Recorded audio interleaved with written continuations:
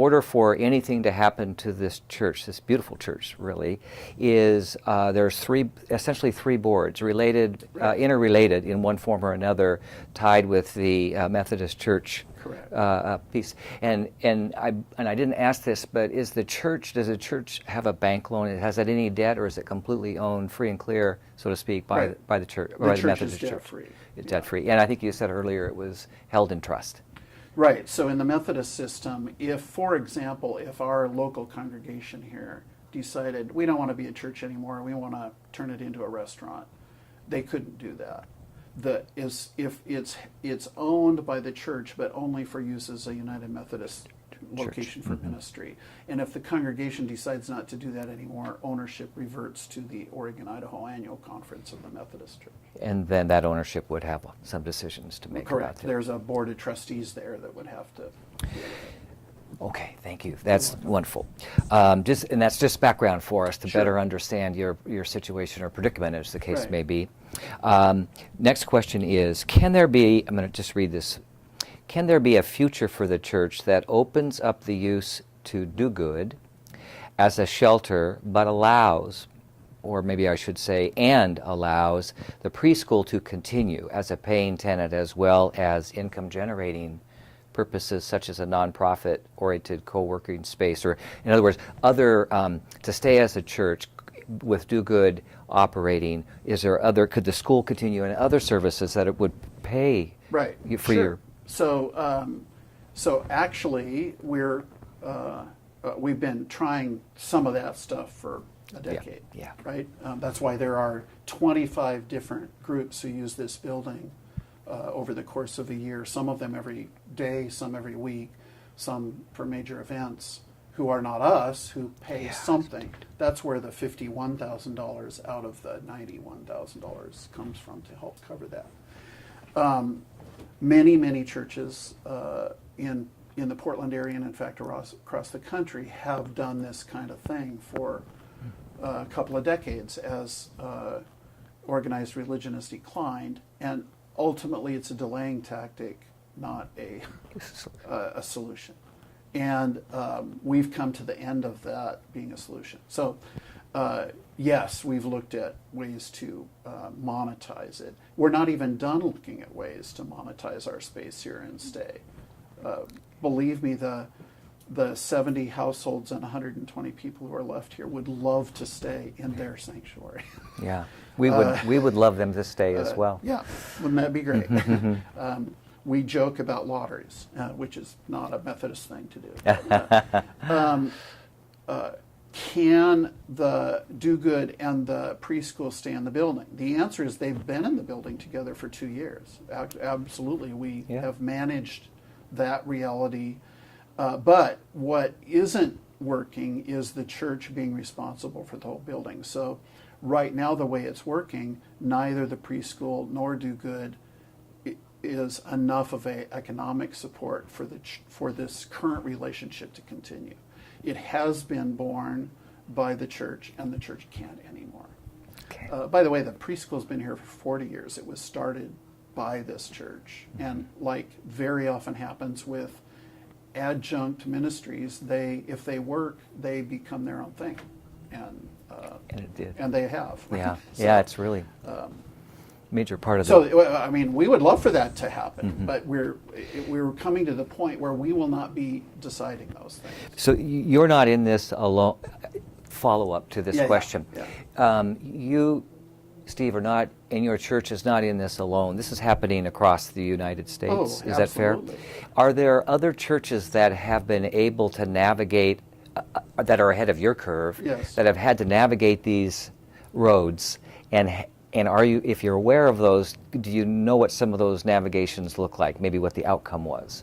Oh, yeah, many of them. I haven't mentioned this, but the past 7 years I've been actually working as a church consultant in the Methodist Church full time, and worked with 88 different congregations in Oregon, Washington, Idaho, and Alaska about the common pressures that we all face. I've worked with Lutherans and Presbyterians as well. The fact is that there are very few churches that have managed to solve the problem in a way that keeps them in the building. Okay. Very few. The most immediate antecedent for us is Sunnyside United Methodist Church, just a mile away on 34th and Taylor, which the church discontinued in about 2013. There were, I think, 16 members left in a 40,000 square foot building. The neighbors had been pretty generally troubled and upset by the fact that they had a homeless dinner there every evening, and the neighborhood there was gentrifying, and they were not happy with that. But when the church closed and said they were going to sell the building, all of a sudden the neighbors were interested. So there are lots of antecedents.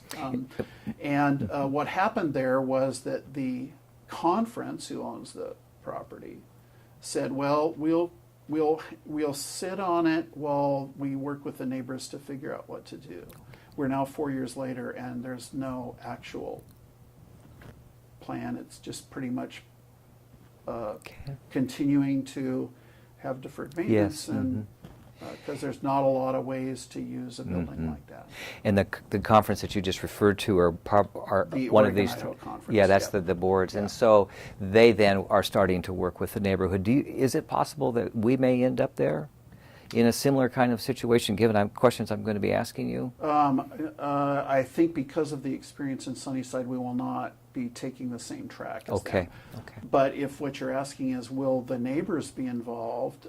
We will be, when the church has developed actually some possible futures that are actually realistic, not accomplished, but at least in the zone of not just hoping for a miracle, but actually some real plans. Okay. We will be opening some neighborhood meetings to explain the options and get feedback. Excellent. To be really frankly honest, the neighbors won't be deciding what we do, but we do care what the neighbors think about what we do. Yeah, I think that the neighbors understand that they're not going to be the decision Yeah. makers. They want to be able to influence the Right. decision in a way that's consistent with the quality of the neighborhood Sure. that we're all part Which of. we care about, right? And we're really wanting you to care about it, and you do care about it. And that's fantastic. Okay, so enough for that. May Okay. we jump into, so I just marked this out kind of point two, Sure. and it's most of the questions concerns, and we're going to, in fact, what a segue. Concern the church becoming a homeless facility shelter. Even if you're still in the preliminary stages, and I think you're telling me you are. I can talk more about what that means, Okay, good. Thank you. The neighborhood has many questions about the possibility of the church turning into a homeless shelter. It's important that these concerns be aired. We've just talked about the importance of that. So what follows are going to be some questions. And why don't I lead off on those questions, and I suspect it will open the door for you to expand more. This will really focus on sort of the lightning rod of the neighborhood activity at this one moment in time. Right. So before you start asking a lot of those, though, let me just try and sort of explain where the answers will be coming from. Sure. The church will not be turning the building into a homeless shelter. That does not mean there won't be a homeless shelter. It means if there is, it won't be ours. So a lot of the questions that I have received in a variety of ways about how a homeless shelter would work, or how would we don't have any answer to that, because we're not doing homeless shelter, right? If the building here ends up with a homeless shelter in it, we're back to that confusion people have between the church as a building and the church as an organization. If there's a homeless shelter here, it will not belong to the church. It will not be run by the church. It will be whatever it is, and it will be because they bought, or otherwise the organization that is running that obtains custody of the building from the church. And would the church be willing, kind of on that question, we haven't even asked the question yet, but just you and I talking, would the church be willing Would it be a priority of the church to say we really would like to lease something to the city, lease space to the city of Portland, who is looking for a homeless shelter to put in this facility? You think the church would say that's a great idea, we want to be part of that solution, or would the church say, well, I'm not so sure that fits this neighborhood?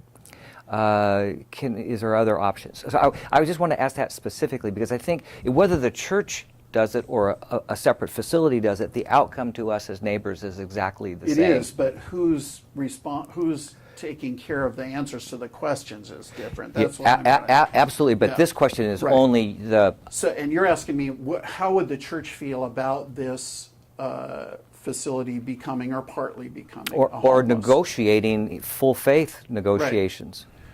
So I have a couple of different facets on that. But the first thing I would like to highlight, I already answered in full, which is the church has a mission, and our primary concern is to be able to liberate ourselves for that mission, right? Which is a spiritual faith community development thing, right? Which means that we have to be able to dispose of responsibility for this facility as a whole. We can't keep being responsible for the whole facility. That means finding somebody who will be. So, so our main goal is not what happens in this facility, but what we do as a church when we are not responsible for this facility. That said, we care about a lot of other things. Like everybody else, there's the main goal, and then there's a lot of other stuff that matters to us. So first honest answer is, this is a Christian organization, and the needs of the dispossessed has been a primary ministry concern of churches for 2,000 years. We would certainly not consider homeless shelter to be a bad thing. And I understand that there are people in the neighborhood who have different primary goals. But it would be disingenuous if I said that that we would consider it a bad thing if a homeless shelter took over the church. Yeah. But we're not trying to make that happen. Okay. And in fact, we are hoping to develop at least 3 significant and different alternatives about what happens to the building. I do know, because Do Good has been here and because they are working on their proposal, that one of the possibilities will be what Do Good is going to do here. And I would want people to ask them about what they're going to do, because it's not just homeless shelter, but I'm not the guy who answers those questions. Yeah, yeah.